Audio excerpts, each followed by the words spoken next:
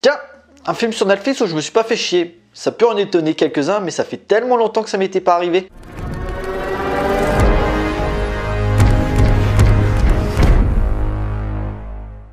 Bonjour à tous, il va être question de Love and Monsters, réalisé par Michael Matthews.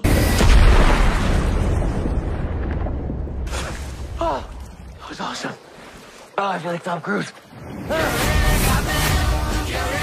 L'histoire, 7 ans après que la destruction d'un astéroïde par des missiles a eu pour effet de transformer les animaux à sang-froid en monstres géants, Joel Dawson vit sous terre avec le reste de l'humanité, mais après avoir renoué les liens par radio avec son ancienne petite amie Amy, vivant dans une autre colonie à plus de 130 km, il décide, car étant toujours amoureux d'elle, de s'aventurer à l'extérieur pour la rejoindre malgré les nombreux dangers qu'il va rencontrer sur sa route. Nouvelle production de Netflix qui devait déjà sortir l'année dernière mais qui a été décalée pour cause de Covid, Love and Monsters se présente comme un post-apo pour ados spectaculaire, bien réalisé et visuellement bluffant par moments malgré son petit budget. Le film se révèle généreux en termes de monstres et l'univers où la nature a repris ses droits est suffisamment passionnant pour en découvrir davantage. Love and Monsters a cette légèreté assez touchante avec cette quête d'un héros qui a pratiquement tout perdu, sa famille, ses amis, sachant que toutes les personnes de sa colonie sont en couple et donc du coup il se retrouve comme étant le seul célibataire. Du coup il veut se raccrocher à ce qui lui reste de plus cher, sa petite amie avec qui il était avant l'apocalypse et qui est toujours en vie. Certes en termes de structure c'est pas très original, les scènes d'action et de tension sont attendues et on voit assez rapidement comment la narration est construite, mais il a le mérite par moment de pas focaliser son récit que sur Joel. L'arrivée du personnage de Michael Rooker accompagné d'une petite fille ultra badass permet de connaître un petit peu le mode de vie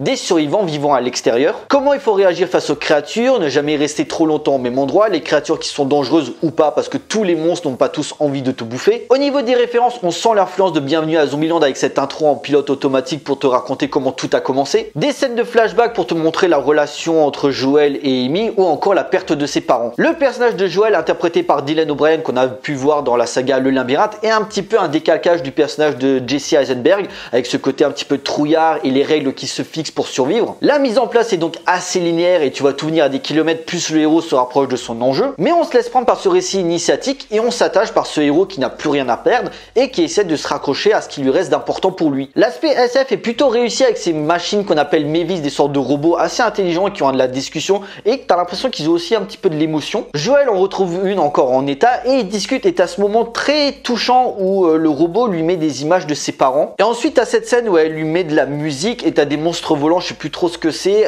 qui sont lumineux quand il fait nuit. Le réalisateur arrive à te faire de belles images et ça confirme le fait que tout ce qu'il y a à l'extérieur n'est pas forcément un danger mortel. Au niveau des CGI, le réalisateur privilégie la suggestion pour faire monter la tension. Tu as la scène d'ouverture où tu as un insecte géant qui est entré dans leur base et en fait tu vois la créature derrière un rideau et en fait il te sent juste son dard qui se dirige vers Joel et ça t'impressionne encore plus que si tu voyais la créature entière. Ou encore vers le dernier tiers où tu as une créature qui se déplace sous terre et qui est ultra sensible au son. Et tu as ce plan où il est caché derrière un arbre et je l'ai pas dit mais en fait il trouve un chien qui lui sauve la vie d'une grenouille géante en début de film. Et durant la scène bah forcément tu as le chien qui est en panique parce que tu as la créature qui est à 2 mètres de toi et tu as Joel qui essaie de lui faire fermer la bouche tu vois pour pas qu'il puisse aboyer et tu as une vraie tension qui se dégage. Le design des monstres est assez original et varié et pour les plans rapprochés, on dirait que le réalisateur a privilégié l'utilisation des animatroniques pour certaines créatures. En tout cas, c'est cette impression parce qu'il y a, on dirait, cette texture qui sort de l'image et ça fait plaisir à voir. La direction artistique est soignée, il y a une vraie complexité dans la recherche des plans qui fourmillent de détails et notamment ce climax qui rend hommage au cinéma de Ray Harryhausen avec ce crabe géant qui ressemble beaucoup à celui de l'île mystérieuse. D'ailleurs, j'ai vu que le film est nommé aux Oscars dans la catégorie meilleurs effets spéciaux et je trouve ça bien parce que ça montre que t'as pas forcément besoin d'avoir un budget de 200 millions de patates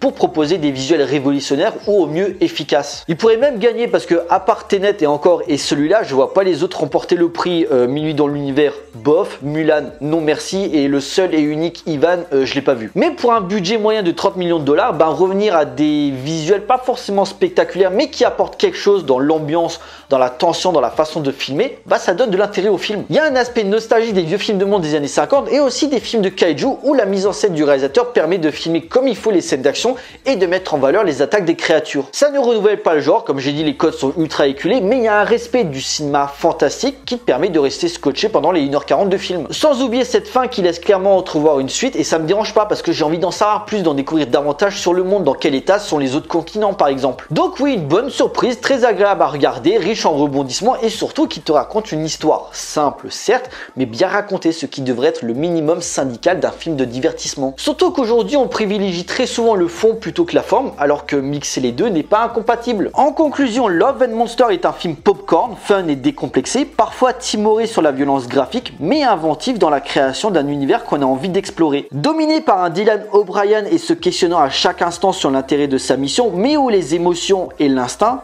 prennent le pas sur la logique. Un divertissement sympathique doté d'un bestiaire varié, bien rythmé et sans prétention. Un honnête film old school qui ne vole pas haut mais qui respecte le spectateur et ses attentes. Le blockbuster du moment à voir avec un plaisir nostalgique. Voilà, cette vidéo est à présent terminée. J'espère qu'elle vous a plu. N'hésitez pas à liker et à partager auprès de vos amis si vous en avez. N'hésitez pas à me laisser des commentaires pour me dire ce que vous pensez du film. N'hésitez pas à me suivre sur les différents réseaux sociaux et surtout à vous abonner pour faire grandir la chaîne. Pour nous, on se retrouve pour une prochaine vidéo. D'ici là, portez-vous bien. Allez voir des films.